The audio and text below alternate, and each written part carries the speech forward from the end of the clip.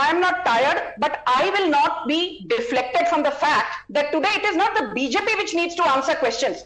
यदि समाजवादी पार्टी के प्रवक्ता यहां पर सीना तान कर घोसी बाई इलेक्शन जीतने का श्रेय लेना चाहते हैं, तो उनको रामपुर बाई इलेक्शन हारने का दुख भी होना चाहिए, आजमगढ़ बाईपोल हारने का दुख भी होना चाहिए, खेद भी प्रकट करना चाहिए. And I remember 2022 assembly. Now you keep quiet. One at a time. We'll keep this civil. Rajiv ji, I'm going to come back right to you. Yes. हाँ, अभी राजीव राय सुनिए बड़े ध्यान से. Before 2022 assembly elections, I was on a zillion debates, especially on Padmaja Joshi's show on Times Now.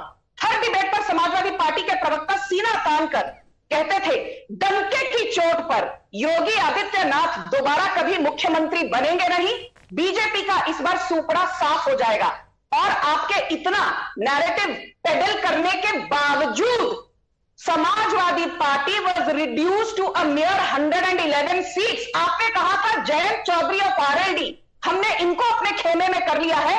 देखिए जयंत चौधरी हमारे लिए क्या चमत्कार करेंगे, मात्र 5 सीटें जीती. आपने बीजेपी से स्वामी प्रसाद मौर्य को लिया और कहा स्वामी प्रसाद मौर्य देखिए अभी समाजवादी पार्टी के लिए कौन सा चमत्कार करते हैं. चमत्कार तो कुछ नहीं हुआ.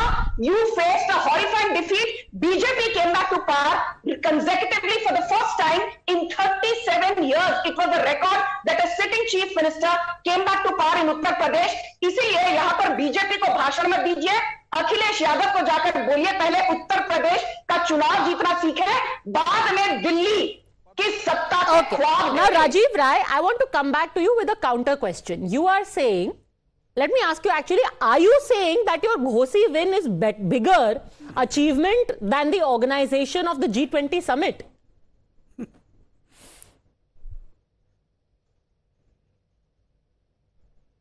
राजीव जी, आप कह रहे हैं कि मतलब घोसी जीतना G20 समिट को ऑर्गेनाइज करने से ज्यादा बड़ा अचीवमेंट है? नहीं, पद्मजा, मैं पहले तो अपने भाजपा के मित्र जो बहुत जोश में आ जाती हैं, गुस्से में आ जाती हैं, you be calm and cool. Health is more important than the politics. Okay, no everyone is calm and cool sir. Please आपको घोसी रामपुर याद आ रहा है? अभी कर्नाटका के इलेक्शन हुआ, दिल्ली का इलेक्शन हुआ, हिमाचल प्रदेश का इलेक्शन हुआ. You know that four state you lost in all 3. We had 7 by election. You lost in 4, and this is the result card. Why you are this thing? Keep basing on that. Now let's take a look. Let's take a look, sir. Hold on a second. Rajiv ji, let's pull up. Modi 38 लोगों को साथ खड़ा होकर बात कर रहे हैं. औकात नहीं है कि एक अकेला मोदी क्यों नहीं चुनाव लड़ लेते हैं? राजीव जी, let's analyze. Since you said for every G20 there are by-election results that you have to show. जोर जोर से चिल्लाओ, झूठ बोलो, नॉन स्टॉप बोलते जाओ. एक सेकंड सर, आप बाइपोल रिजल्ट्स की बात कर रहे हैं, बिल्कुल बाइपोल रिजल्ट्स की बात कर रहे हैं. आप कहते हैं कि एक तरफ G20 समिट है, बीजेपी उसको अचीवमेंट दिखा रहा है. हमारी अचीवमेंट है the 4 seats, bypoll seats that have been won by team INDIA, और उससे मैसेज आता है 2024 का. Let's pull up those 4 and 3 seats which each side has won. Going by your logic Rajiv ji, Tripura में एक सीट जो कि लेफ्ट के पास थी वो बीजेपी ने छीन ली, एंड वो भी with a Muslim candidate. Are we supposed to believe then from that result that all Muslims in 2024 will start voting for the BJP?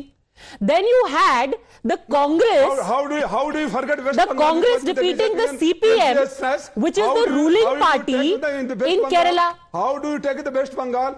We won where the BJP is ruling. We won where the opposition is ruling. You haven't won. TMC has won, and TMC has defeated the Congress in Dhupguri.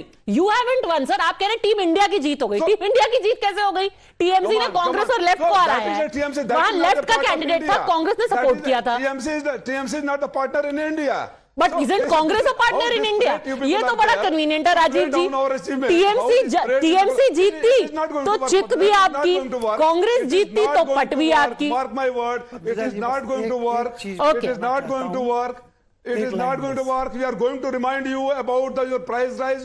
We are going to remind you about 2 crore jobs every year. We are going to remind you about the crime rate. We are going to remind you about the corruption in the country. Okay, fine. We are going to, today in the Gorakhpur railway officers has been caught. Ram Rajya, And you are going to remind everything, whatever you have cheated this public, how you have sold the property of India. This are the questions are being going to ask. Okay, all right, fine, sir. You ask all of that. Anyone has the right to ask whatever questions they want on the election trail. Ram Kripal ji wants to weigh in. Then I want to open this up and really get in the JD. Yes.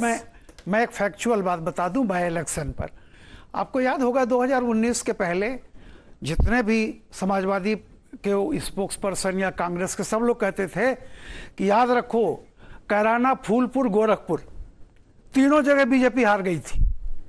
याद कीजिए, कैराना, फूलपुर, गोरखपुर तीनों जगह BJP हार गई थी।